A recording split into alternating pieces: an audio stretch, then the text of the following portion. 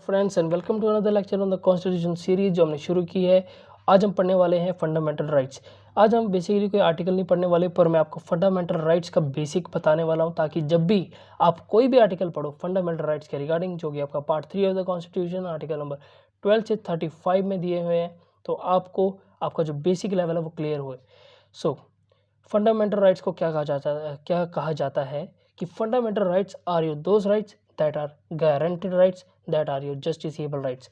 अब इनको गारंटेड, अब इनको आपसे पूछो क्या कहा जाता है और भी, तो आप कहोगे sir these are your rights which are basic to human dignity, which are essential, ठीक है, विच आर बेसिक राइट्स जिसके बिना ज़िंदगी नहीं चल सकती।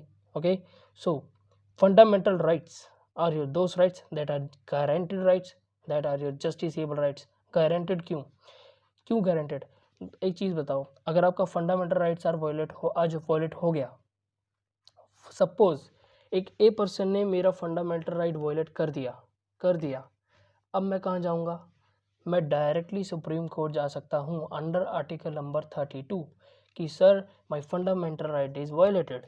और मैं क्या हाई कोर्ट भी जा सकता हूँ?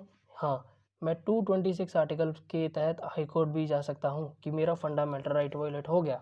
ठीक है, डिफरेंस क्या है दोनों केसेस में? मैं डायरेक्टली जा सकता हूँ मैं सुप्रीम कोर्ट, डायरेक्टली। क्या आप सिविल केसेस में डायरेक्टली सुप्रीम कोर्ट जा सकते हैं? नहीं जा सकते। ठीक है, हाई कोर्ट जा सकते हैं? हाँ, जा सकते हैं। तो डिफरेंस क्या है सर? डिफरेंस क्या है इसमें कि जब आपका फंडामेंटल राइट वायलेट हो गया, ध्यान से समझना, अगर आपका फंडामेंटल राइट वायलेट हो गया तो आप सुप्रीम कोर्ट भी जा सकते हो, आप हाई कोर्ट भी जा सकते हो। सुप्रीम कोर्ट आप जाओगे 32 आर्टिकल के तहत, हाई कोर्ट जाओगे आप 226 आर्टिकल के तहत।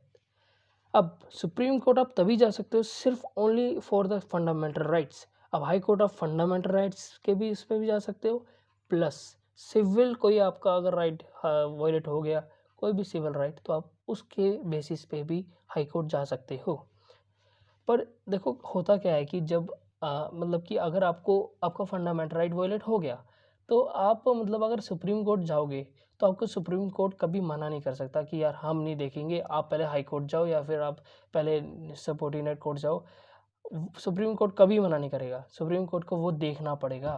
पर अगर आप हाई कोर्ट जाओगे तो हाई कोर्ट कैन से, क्योंकि हाई कोर्ट की डिस्क्रिप्शन होती है इसमें, हाई कोर्ट आपका वो जो फंडामेंटल राइट वायलेट हुआ है उसके केस को देख भी सकता है, और उसकी मर्जी है, क्या पता वो बोल दे कि नहीं आप डायरेक्टली सुप्रीम कोर्ट जाओ। ठीक है, सुप्रीम कोर्ट जाओ। तो बेसिकली ये डिफरेंस है। अब जस्टिसेबल कैसे हुए फिर ये, और ये गारंटेड कैसे हुए? देखो जस्टिसेबल ऐसे हुए कि अब जा रहे हो ना जस्टिस लेने, आप हाई कोर्ट भी जा रहे हो, देखो सुप्रीम कोर्ट भी जा रहे हो, तो जस्टिसेबल हुए, आपको जस्टिस मिल जाएगी इसकी कि ये जस्टिसेबल हैं।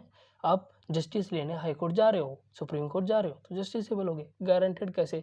Supreme court is the custodian of the constitution of India. ठीक है, वो गारंटी लेता है आपके राइट्स को बचाने की। आपके अगर कभी भी राइट्स वायलेट हो रहे हैं तो आप आर्टिकल नंबर 32 में जाओ, directly to the Supreme Court, आपको आप रिट्स सॉरी आप रिट्स इशू करो। ठीक है, हैबियस कॉर्पस, मैंडेबस, सर्चरी, ठीक है, कोई वारंट हो, अलग अलग तरह की है, रिट्स इशू करो। सो कौन गारंटी कौन दे रहा है? Supreme court. क्या जस्टिसेबल है? जस्टिसेबल है। ठीक है, अब फंडामेंटल राइट्स का रेट्रोस्पेक्टिव ऑपरेशन नहीं होता। रेट्रोस्पेक्टिव ऑपरेशन मतलब फॉर एग्जांपल एक बंदा है, उसका फॉर एग्जांपल ए पर्सन है, ए पर्सन, उसका राइट वायलेट हो गया 1940 में। कॉन्स्टिट्यूशन कब बना? 1950 में। उसका राइट कब वायलेट हुआ? 1940 में। अब वो जा रहा है 1960 में कॉन्स्टिट्यूशन बनने के बाद, और बोल रहा है कि सर, सुप्रीम कोर्ट जा रहा है अंडर आर्टिकल नंबर 32 और बोल रहा है कि sir my right is violated in 1940। ठीक है, और मेरे को अब जस्टिस चाहिए। तो क्या बोलेगा सुप्रीम कोर्ट कि हाँ आपको जस्टिस मिलेगी? नहीं मिलेगी। क्यों नहीं मिलेगी? अरे यार दिमाग लगाओ थोड़ा। कब बना फंडामेंटल राइट? कॉन्स्टिट्यूशन कब बना? 1950 में। 1950 में बना, तो 1940 में तो फंडामेंटल राइट थे ही नहीं, तो कैसे वायलेट हो जाएंगे? सुप्रीम कोर्ट क्या बोलेगा कि a person, supreme court a person को क्या बोलेगा कि ए पर्सन सुनो, ठीक है, जब तुम्हारे फंडामेंटल राइट वायलेट हुए उस टाइम पे फंडामेंटल राइट नाम की कोई चीज़ ही नहीं थी, तो इसलिए आपको फंडामेंटल राइट नहीं मिल सकते। पर अगर वही पर्सन बोले कि सर मेरा एक फंडामेंटल राइट तो 1951 में वायलेट हो गया है या 1950 के बाद कभी वायलेट हो गया है, तो क्या वो 10 साल बाद जा सकता है? या फिर जब भी उसका वो राइट वायलेट हुआ कॉन्स्टिट्यूशन बनने के बाद, तो क्या वो जा सकता है? यस, 100%, 101% वो जा सकता है। ठीक है, कौन गारंटी ले रहा है? Supreme Court under article number 32, High Court under article number 226। Supreme Court आप जा सकते हो जब आपका सिर्फ फंडामेंटल राइट वायलेट हुआ, हाई कोर्ट आप जा सकते हो both for the fundamental right and for the civil rights. Description power High Court के पास है, सुप्रीम कोर्ट के पास नहीं है। ओके, ठीक है।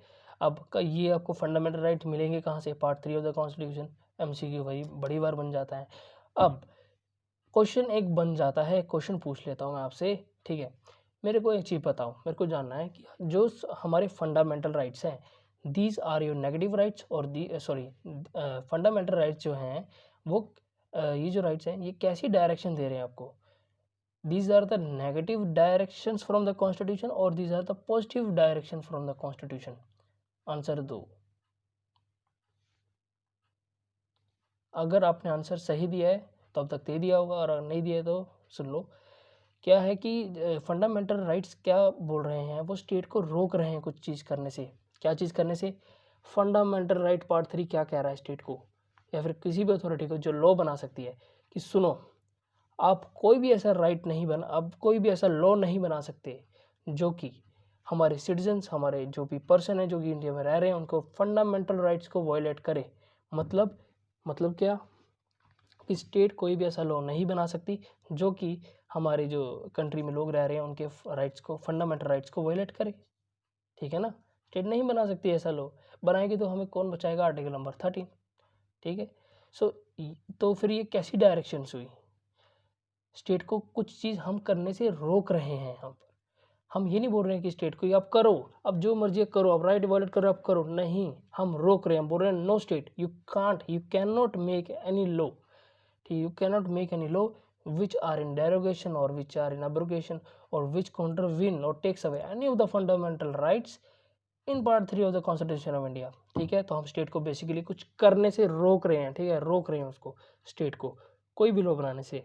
ठीक है, तो जो कि फंडामेंटल राइट्स को वायलेट करे, बस वो लॉ बनाने से हम रोक रहे हैं। तो इसीलिए हम कहेंगे कि फंडामेंटल राइट्स एक नेगेटिव डायरेक्शन है, एक नेगेटिव डायरेक्शन है। ठीक है, समझ रहे हो आप?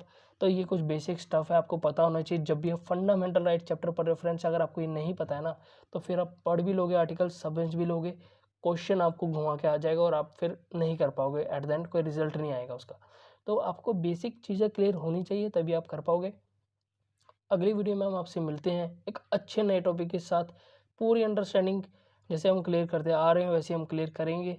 ठीक है, एंड क्लोज बाय क्लोज हम पढ़ते हैं वैसे हम पढ़ते रहेंगे और मिलते हैं नेक्स्ट वीडियो में फिर आपसे। जय हिंद दोस्तों।